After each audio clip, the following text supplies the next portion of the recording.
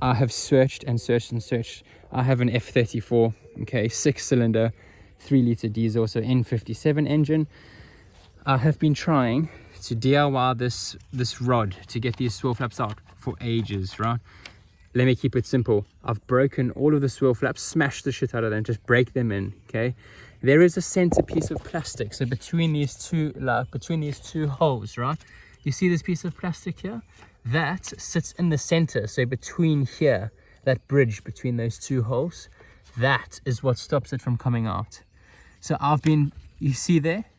That is what stops it. So what I've been doing now, I've broken the swirl flaps in, like completely smashed them in, and then I've been taking a flat, where the swirl flaps were, a flat in there, and then literally just bashing the back of that, just gently. You don't want to break your housing here. I've just been bashing it with the back of that, for example, nothing fancy, just to dislodge that center piece that really is like keeping that bar from moving in there. Guys, I've been trying for hours, like literally my whole day yesterday, to try and get that rod out, and nothing was working. No amount of WD-40, nothing, degreaser, nothing. It's all about those center pieces you need to dislodge. You see that there? So now I'm just going to try to pull that bar through.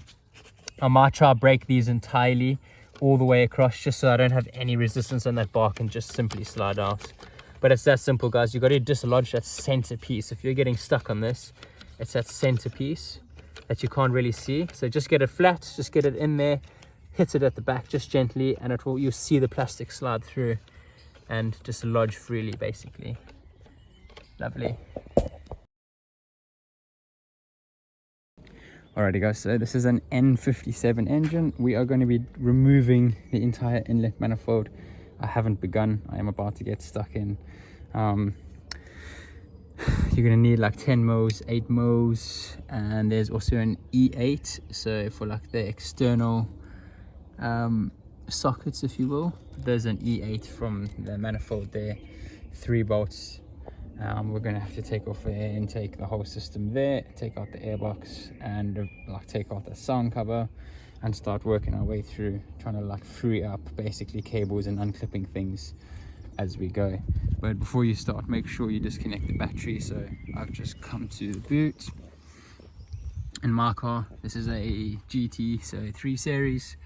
The battery's in the boot. I've got the negative terminal hosted up on the plastic caging, just so it's not going to contact anything.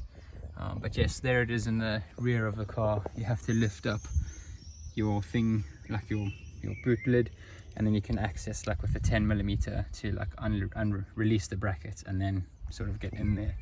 But make sure you do that first, just so the car isn't actually on, because we are disconnecting the alternator as well in the process. So we will be disconnecting that, pretty much everything in the way there. So yeah, let's go. Guys, I also just want to quickly jump on and reiterate, if you're doing this at home and you're doing a DIY job, it is absolutely achievable to do, because I was questioning myself. I'm not like some fancy BM mechanic. Hats off to the guys anyways, but you know, it's a massive job. Just take pictures of all the different components in the different parts of the engine bay, so you know where to reallocate these things back to. I used so many pictures when placing stuff back, because by the time you've taken everything off, you can't really remember sequentially where things go. So literally, before you start pulling apart everything and unclipping things, just make sure, number one, you don't break any clips. Like, clips are all designed to free lock, so don't force anything. There is a method to it. If you're stuck, Google it. But just please make sure that you like actually take pictures of like the layout of the engine, which is what I did, before moving into this sort of job. Like, you do not want to be putting things back in the wrong places. You can't really as well. So just remember, this sort of job, like, one clip can only go back in the same clip it's come from. That all the clips have different sizes and shapes. So if something doesn't fit in there, it obviously doesn't go in there, which is quite a nice thing. So there's like definitely a process of elimination that's so logical. So if you do get like a bit stressed in the moment, like, just chill yourself down, and pardon me, and remember, everything has a place, and just sort of work your way backwards from there. Just keep all your screws and stuff in one place. All right, so we started with the air intake. So we covered that up there. This was actually the first thing I did, was the alternator cable. And attached it from there, and then gave myself some room to move. Then I went into the air intake, which I've now removed off the back. Then I took out the soundproof thingy, which is there, pain in the arse to get out. And then I've taken off the injection covers. So this is basically before we get like stuck in disconnecting everything. We want this manifold, which is under everything essentially. So it's going to be, that's obviously from my old oil leak that I had. Yeah, we're going to try remember how all of this goes. It's going to be quite challenging to say the least. So let's see. This is the inlet manifold, and now I know why my engine was still leaking. It's because of this seal. Very, very crusty. There is the intake hose.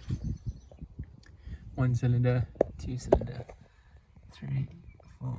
Quite sooty, but that one you can tell has been leaking. Henceforth, well, I've still got that oil in my engine. So it's going to be good. We're replacing these anyway. Give it a little clean up as well. Alrighty guys, fast forward a whole day later. We finally got the rod out of that bad boy. We've got the new gaskets in there. We've got the aluminium plug in there. And as you can see, I've just given the heads like a bit of a wipe. And we're going to start rebolting everything back together. I'd love to go in there and clean a bit more, but obviously I just don't have the time to do that. So I think the install is going to be hard, especially at the back there. It's super tight over there. Well, let's get going. New gaskets are in. My 5 and 6 cylinder were leaking, so there was probably a bit of a boost leak there as well. But yes, we are ready to reinstall. Alrighty guys, a moment of truth. It's taken me 2 days to get this engine, the inlet manifold, out and bolted back in, and did something in terms of like swirl flaps. Anyways, long story, you got to remove pretty much a whole section of this to get into that inlet manifold.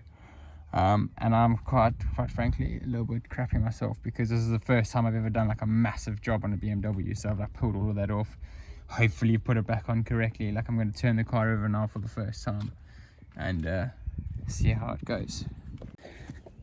Here goes nothing. I am absolutely scricking myself. This is the moment of truth. 2 days of work, blood, sweat and tears.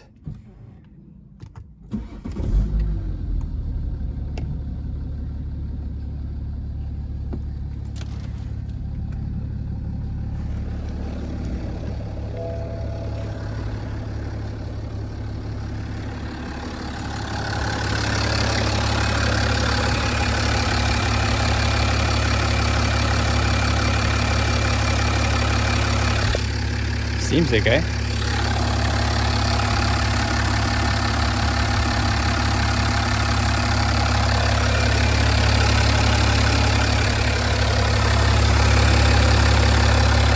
No diesel coming out of anywhere there. My biggest concern was that 5th and 6th inlet manifold, because they were the hardest to get the bolts in at the back there. You have to go in with a really awkward angle on your ratchet set. So I just had that little bit of anxiety. Also, that's where the leaks were for 2 of my inlets. So luckily I've done this job. I've managed to take them off, replace the old gaskets that were leaking, and obviously that would have also created boost leaks. So that's now been hopefully done properly with the new gaskets. So I guess the first drive is really going to tell us where we are at with this whole thing.